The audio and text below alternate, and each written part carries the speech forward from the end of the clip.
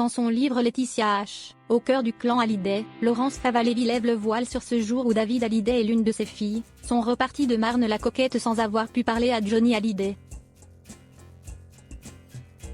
Pour les proches de Johnny Hallyday, les souvenirs des derniers jours du rocker sont loin d'être les meilleurs. Si les aînés du taulier ont vu son état de santé se dégrader peu à peu, au fur et à mesure que la maladie avançait, ils ont également eu très peu d'échanges avec leur papa, avant qu'il meure le soir du 5 décembre 2017.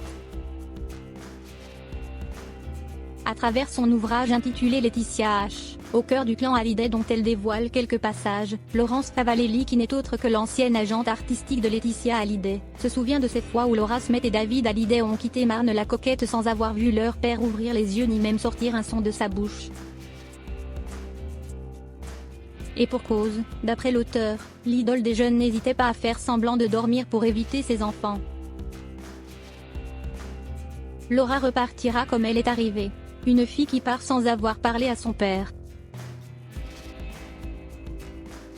Je la regarderai s'éloigner le cœur éteint, comme une autre fois j'ai vu repartir David avec une de ses filles, écrit-elle, décrivant une Laetitia impassible, le nez dans ses casseroles. Sur la réserve au sujet de la guerre des clans qui oppose la veuve de Johnny Hallyday à Laura Smith et David Hallyday, Ilona et Emma Smith n'ont jamais évoqué cet accueil glacial à la Savannah.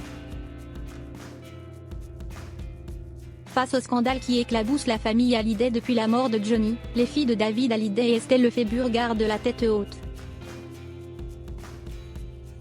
D'après leur maman qui s'est exprimée dans les colonnes de Téléstar ce lundi 25 novembre, les jeunes femmes semblent déjà assez armées concernant les commérages et savent reconnaître la vérité.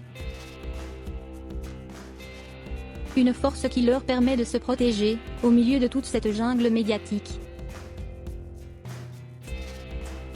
Au cours de sa longue interview accordée au Point en avril 2018, Laetitia Hallyday s'était défendue, face aux enfants de Johnny Hallyday qui l'accusent de les avoir tenus à l'écart.